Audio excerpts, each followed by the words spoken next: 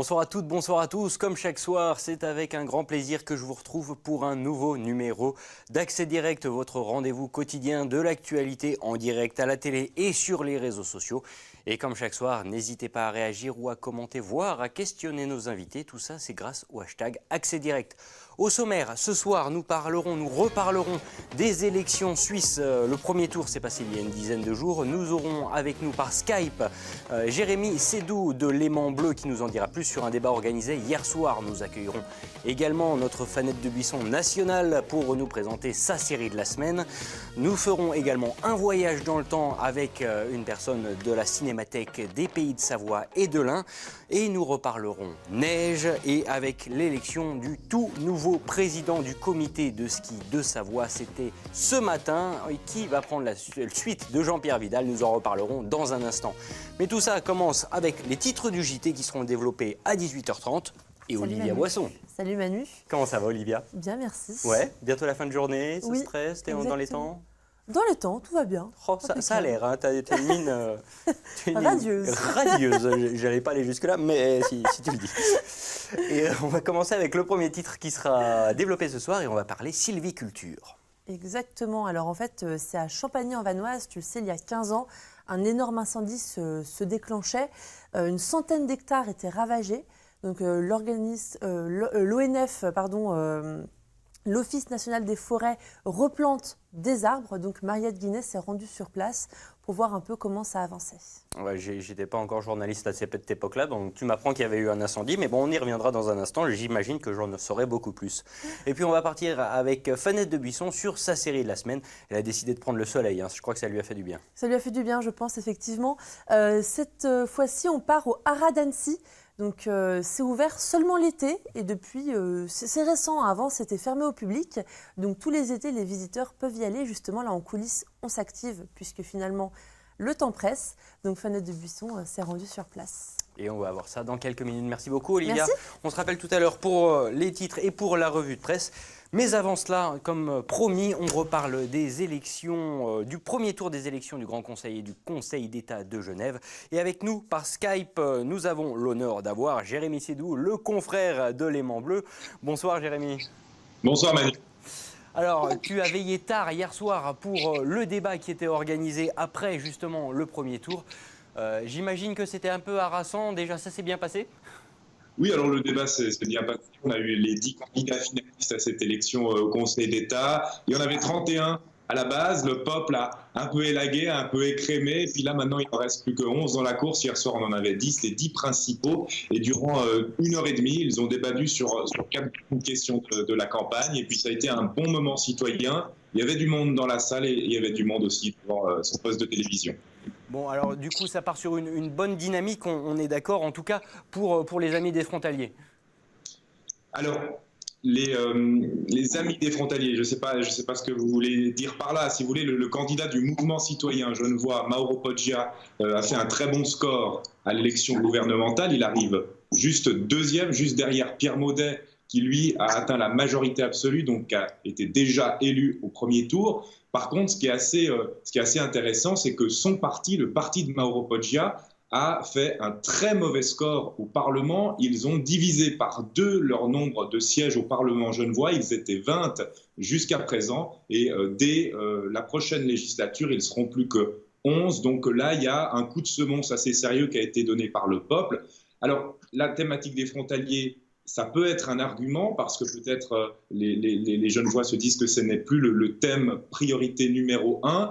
On sait qu'au niveau du gouvernement, il y a cette préférence cantonale, comme on dit, préférence aux Genevois sur le marché du travail qui a un peu été, qui a été un petit peu sensibilisé. Et du coup, le peuple genevois s'est dit à quoi bon voter le mouvement citoyen genevois, puisque les thèmes qu'ils avançaient il y a 4 ans ne sont plus forcément les thèmes d'actualité aujourd'hui. C'est un peu le même cas avec l'UDC, si je ne dis pas de bêtises. Oui, alors l'UDC vraiment avait moins de sièges que le MCG à l'époque. Ils en avaient 11. Là, ils en ont perdu 3. Donc, ils s'installent à 8 sièges. Ils sont vraiment à la limite de quitter le Parlement parce qu'à Genève, il y a une règle en termes d'élection qui s'appelle le quorum. Donc, ça veut dire que chaque parti doit avoir au moins 7% des suffrages pour pouvoir être représentés au Parlement. Et l'UDC, aux dernières élections cantonales du 15 avril, donc dimanche, il y a 10 jours, ils ont fait 7,3%. Donc, il y a un risque que ces prochaines années, s'il n'y a pas de sursaut de ce parti disparaisse complètement de la politique genevoise. Bon, avant d'aller sur les points positifs, on continue un dernier point sur le négatif et le parti Genève en marche qui a fait vraiment un gros flop.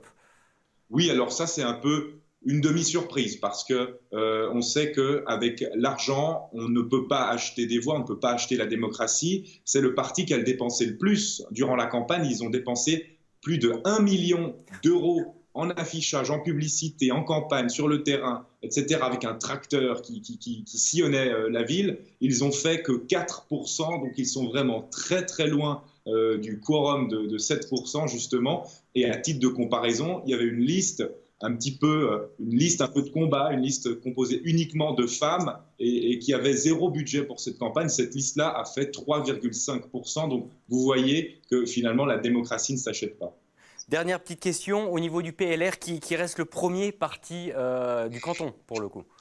Alors le PLR, oui, conserve sa première place, son rôle de premier parti du canton. Ils ont 28 sièges sur 100 au Parlement, donc c'est presque un tiers. Mais ça ne leur suffira pas pour pouvoir avoir cette majorité absolue parlementaire, parce qu'ils sont aidés d'un autre parti, qui est le parti des centristes. Eux, ils ont 12 sièges. Mais le reste du Parlement, c'est la gauche qui a fait très fort. Les Verts, les écologistes ont gagné 5 sièges. Ils sont juste derrière les socialistes.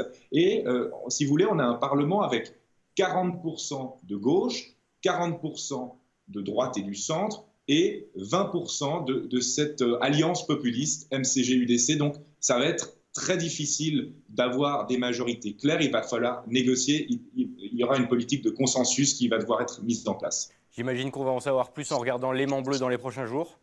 Oui, alors le 6 mai, on aura la journée des résultats. Donc ça, c'est la journée des résultats pour le gouvernement. Donc le Parlement a déjà été élu. On verra les séances du Parlement qui sont diffusées sur notre antenne. Et puis ceux qui sont intéressés, ils peuvent bien sûr nous regarder le 6 mai pour les derniers résultats. On sera en direct dès midi depuis le cœur de la vieille ville et ensuite tout l'après-midi pour les résultats. Et bien sûr, on s'intéressera à vos côtés et grâce à votre travail au quotidien. Merci beaucoup, Jérémy, d'avoir été avec nous.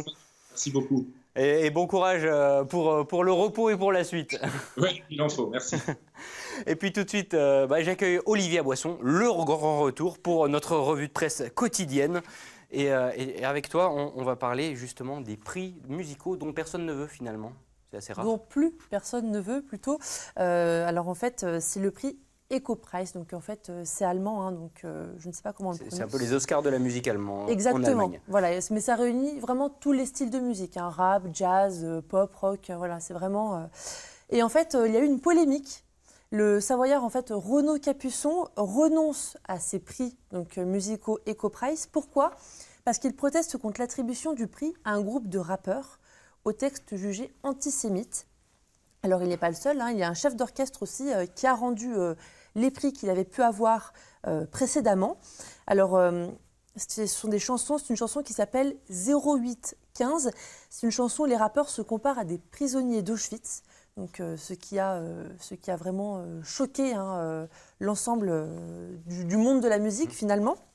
Donc ça, c'est dans cet article de France Bleu. Et on a un autre article de la Tribune de Genève qui est paru il y a quelques heures. Justement, le prix est supprimé suite à ce scandale. Tout simplement. Tout simplement. Donc l'organisateur a annoncé qu'il n'aura plus lieu.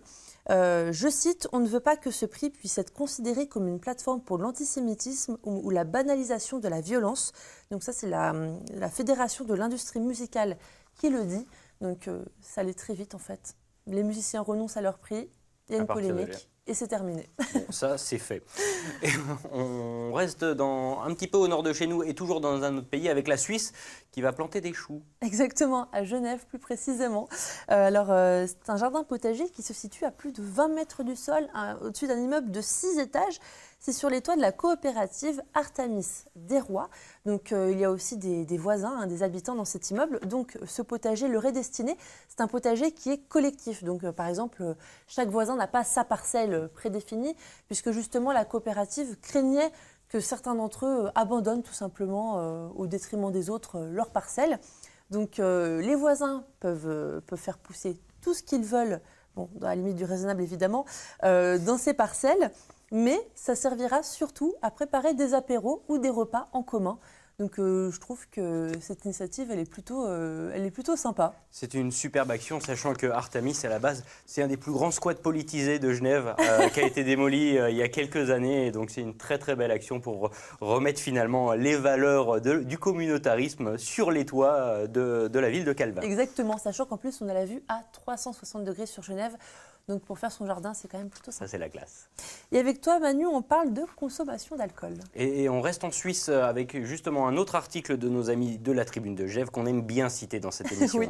et qui nous ont trouvé un nouveau chatbot. Alors tu sais, c'est ces artifices... Allez, je vais y arriver. Intelligence artificielle avec qui l'on peut discuter et qui nous répondent. Alors, ce nouveau chatbot, justement, c'est sur Facebook que ça se passe, via Messenger, c'est totalement gratuit, et il incarnera votre foi. Alors, pas la foi dans le Saint-Esprit, hein, mais le foie, l'organe. Il tient le rôle d'un pote à qui on peut écrire tout ivre-mort en fin de soirée à 4 h du matin et qui nous proposera notamment, avec quelques jeux, de savoir où on en est de notre taux d'alcoolémie, savoir s'il est l'heure ou pas d'écrire des messages plutôt haineux, plutôt amoureux à des gens qu'on vient de rencontrer. Créé par l'association Let's Drink Better, il s'agit bien sûr d'apprendre à modérer sa consommation. Donc, comme je sais que tu aimes bien sortir en soirée, j'ai pensé à toi, mais bon, libre à chacun de gérer sa propre consommation d'alcool. En tout cas, c'est un petit plus et ça m'a fait rire. Donc, c'est pour ça que j'avais choisi cet article. Plutôt pratique. Et puis, on parle d'un fait divers dramatique, mais toi, Manu, ça t'a subjugué. Hein. Subjugué, c'est pas le mot, mais voilà, j'imaginais pas la pétanque comme un sport extrême. En fait, et donc voilà, ça m'a laissé quoi? Un jeune homme de 31 ans a été mortellement blessé jeudi dernier par l'explosion d'une boule de pétanque. Il l'avait tout simplement oubliée sur son barbecue alors qu'il faisait des grillades. La boule a été chauffée à blanc, elle a explosé et donc elle l'a mortellement blessé à l'abdomen. C'est nos confrères du Progrès qui ont tiré cet article. C'est fou. L'affaire se passe dans les Pyrénées-Orientales, c'est à une vingtaine de kilomètres de Perpignan et plus précisément, et pour l'anecdote, la boule de pétanque a explosé dans le village de Boulou. Dans le Boulou. Car ça ne s'invente pas, je suis n'en dis pas navré, plus. voilà. Je vais m'arrêter là. Merci beaucoup Olivia. Manu. À tout à l'heure pour le À tout à rappel des l'heure. titres. Et puis j'appelle Fanette de Buisson pour sa série de la semaine pour nous présenter les débuts de l'été avec Fanette. Bonsoir. Bonsoir, Comment ça va Fanette? ça va et toi? Bah oui, écoute, plutôt pas mal. Chaudement par cette... Chaudement bah oui, il fait chaud, les lumières et en plus le soleil à l'extérieur, etc. Et toi, justement, tu as décidé de prendre le soleil cette semaine. Tout à fait. Et voilà, ça te ravit au teint. Et puis, tu nous as fait donc un premier épisode qu'on a pu voir hier soir avec un jardin secret. Voilà, ce sont les jardins secrets. En fait, on a été y faire un tour avec François Pirot, qui est réalisateur de l'émission Vue d'ici. Et puisque c'est un lieu qu'on a beaucoup aimé, je me suis dit que c'était sympa d'en parler aussi dans le JT. Ils ont ouvert début avril et donc sont ouverts tout l'été. C'est une famille qui s'est consacrée à ces jardins, à la base privée et ensuite ils sont du public depuis 38 ans. Donc une belle histoire, de belles images. C'est de quel tout côté? bien. Vaud. Vaud, c'est Donc où? Vaud, c'est Annecy, Rumilly, Aix-les-Bains, Vaud. Ok. Au milieu, voilà. Au milieu. Un très bel endroit. Un très bel endroit. Et donc, d'une pierre deux coups, histoire de rentabiliser les tournages. Bah, c'est surtout que c'est un endroit que je connaissais pas et qui nous a vraiment bien plu. Et donc, du coup, c'était l'occasion d'en parler 2 fois. On a un petit extrait à regarder? Non, pas de celui-là. Ah, alors pas de celui-là, bon bah c'est pas grave. Et puis ce soir donc un deuxième épisode Oui. de ta série, alors un peu plus proche de chez nous celui-ci. Voilà, donc ça c'est à Annecy. C'est un endroit que les Annéciens ont redécouvert en fait il y a 3 ans. Ce sont les haras d'Annecy. Tu connais toute l'histoire, on a souvent eu l'occasion d'en parler dans le JT. Donc c'était des haras, ils ont été fermés. Il a fallu beaucoup de temps pour que la ville les rachète et puisse les rendre publics. Donc 2015, ils sont ouverts au public. Et donc tous les ans maintenant, entre début mai et mi-octobre, ils ouvrent au public. Donc il y a pas mal d'événements culturels. Bonlieu s'était installé là-bas pendant 3 ans pendant les travaux. Et depuis, c'est un endroit un peu hors du temps, assez particulier dans la ville à Annecy. Et donc, je suis allée rencontrer les personnes qui font vivre ce lieu tout l'été. Donc, il y a un petit restaurant éphémère, mais ils organisent pas mal de choses aussi.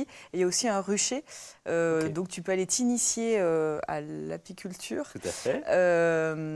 L'été, ils font des ateliers de sensibilisation. Il y a un petit musée dédié. Enfin voilà, donc c'est un lieu très chouette. Et là, il y a un extrait. Ah bah, on regarde tout de suite l'extrait de l'épisode en exclusivité parce que c'est ce soir que ça passe.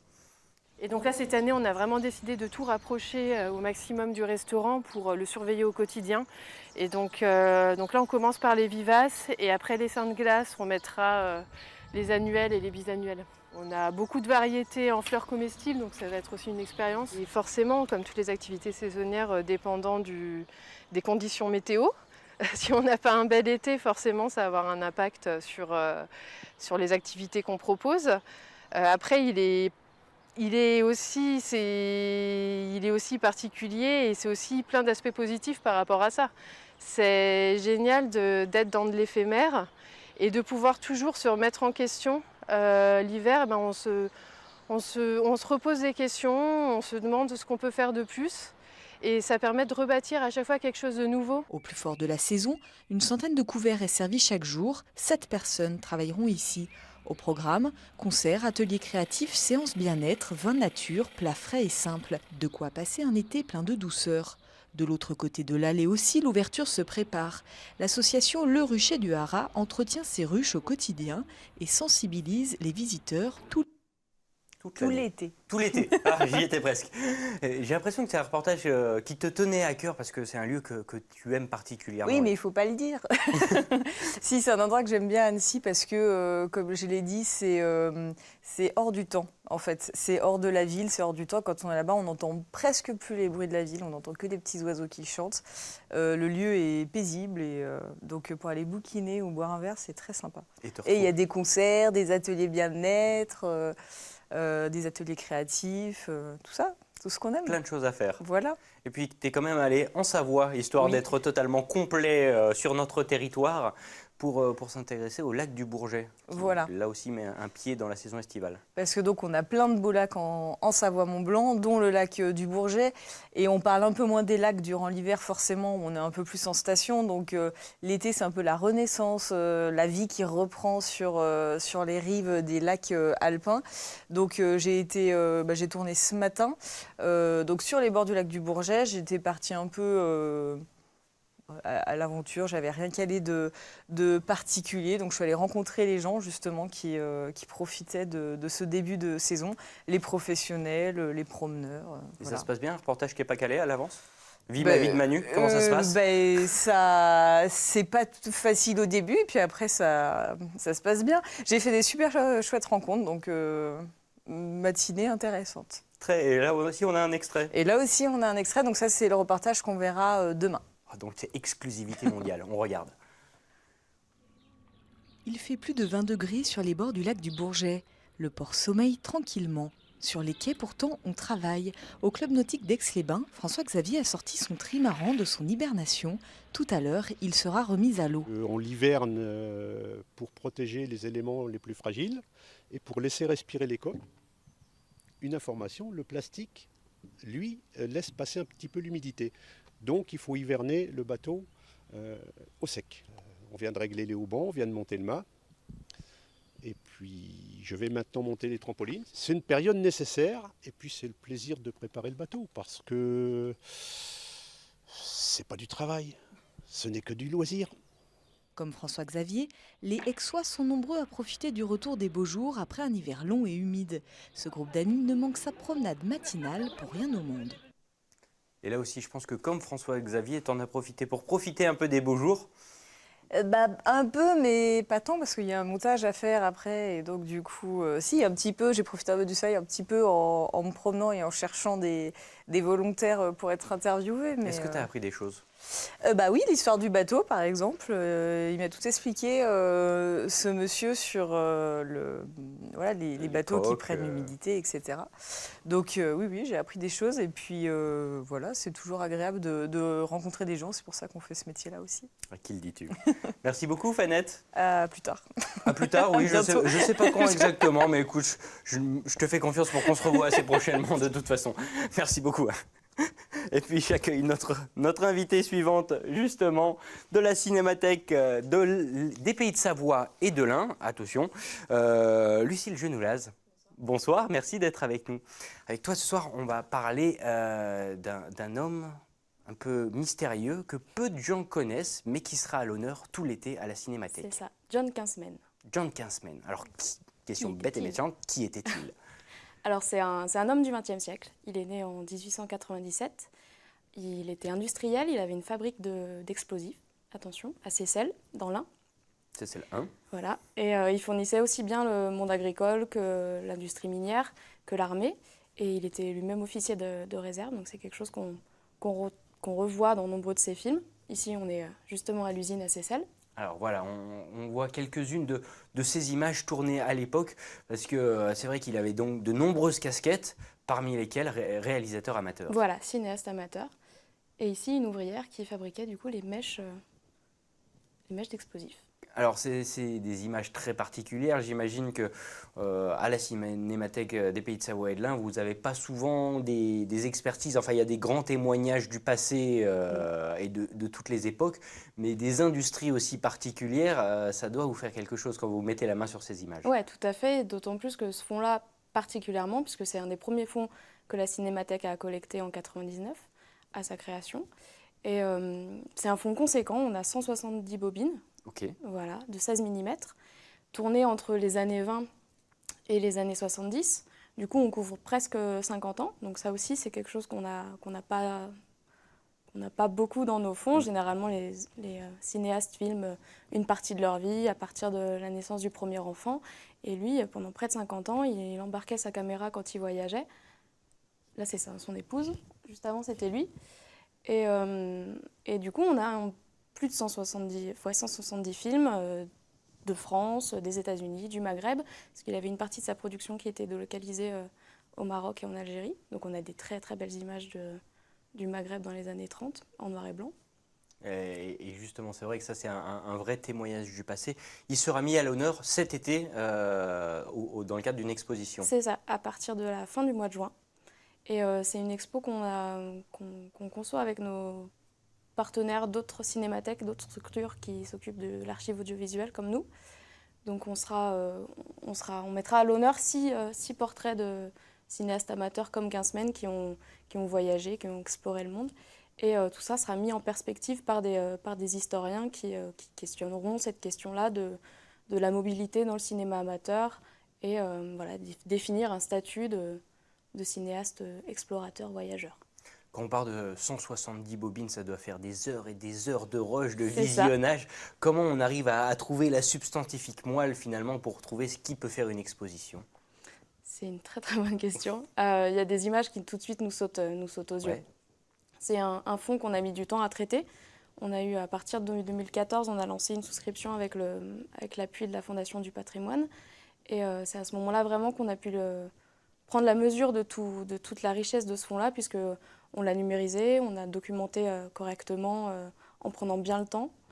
Et voilà, moi, c'est particulièrement, à titre personnel, ces images-là du Maghreb, elles me touchent et elles me parlent.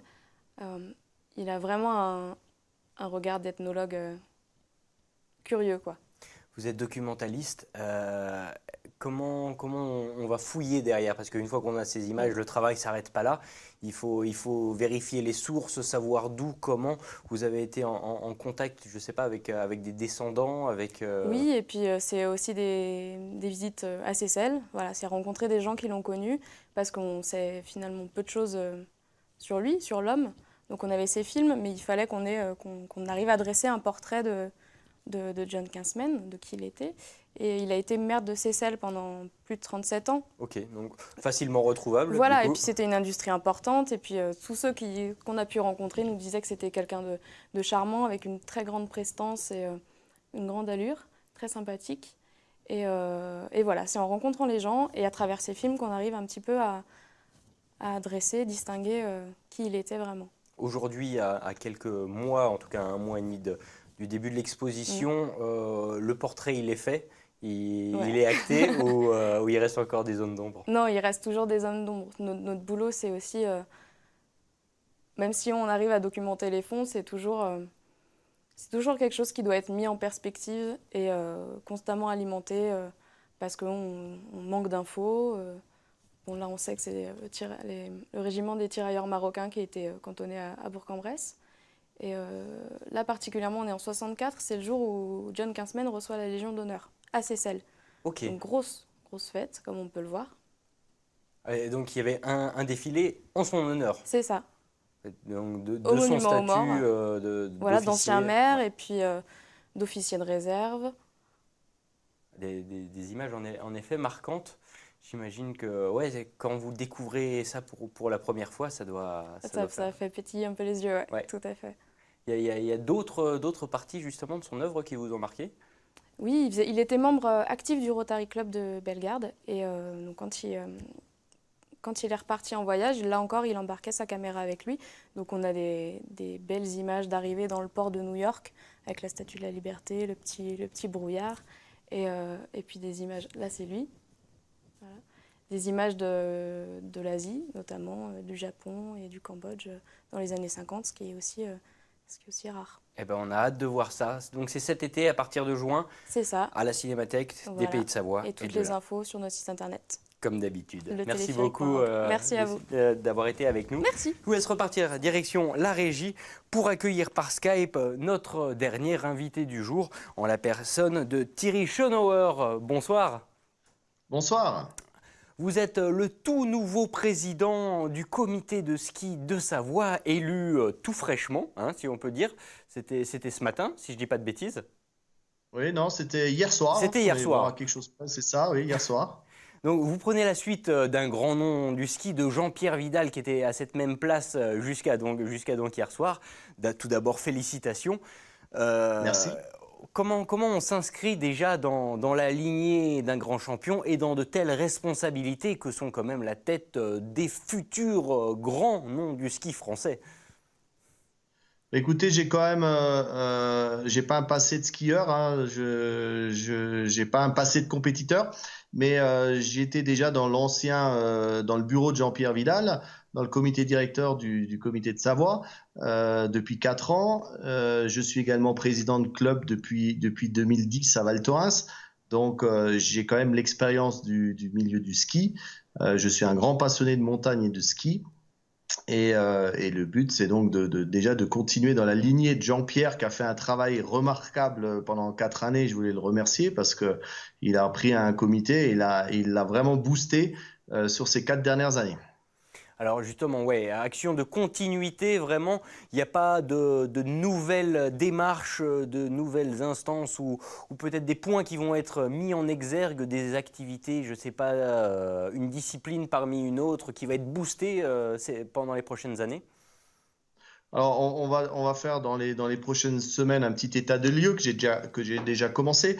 Moi, l'axe, ça va être de rechercher des finances. Alors, je suis dans le monde de l'entreprise et j'ai pas mal de connaissances. Donc, l'idée, c'est d'essayer de booster le poste du mécénat pour trouver de nouveaux partenaires, pour générer plus de finances sur le comité qui pourraient être redistribuées sur la partie sportive.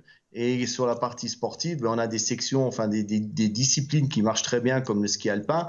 Il y a un axe de travail sur le nordique et le biathlon où je pense qu'on pourra faire de meilleurs résultats vu l'outil de travail qu'on a notamment avec le nouveau stade de biathlon de la FECLA. Alors justement, c'est pas mal de projets. On le rappelle, le comité ski Savoie, comme les autres comités ski départementaux, ce sont un peu l'antichambre du haut niveau, du ski français d'exception. Vous pensez que vraiment vous pouvez déceler l'étincelle, les futurs champions de demain? Les champions, vous savez, ils sont déjà formés. On s'appuie beaucoup sur les clubs des sports de chaque station.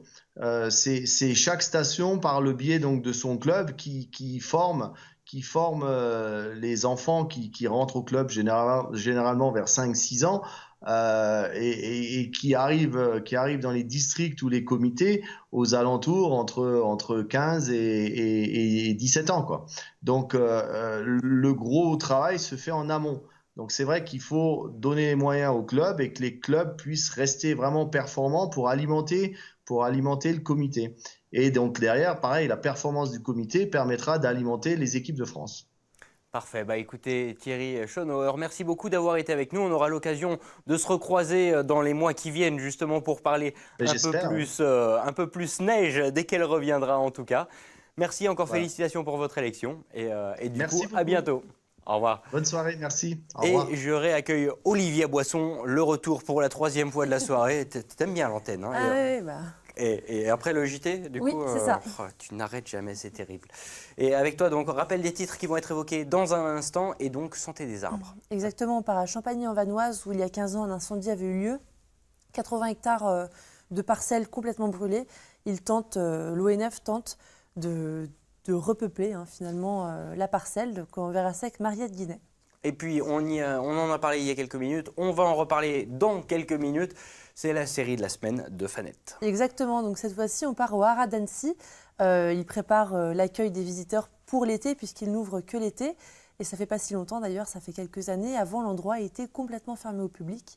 Donc c'est Fanette de Buisson qui nous fait découvrir les coulisses des préparatifs. Reportage dans un instant. Merci beaucoup Olivia. Merci. Je te garde jusqu'à la fin de cette émission parce que de toute façon, tu es ici dans 5 minutes.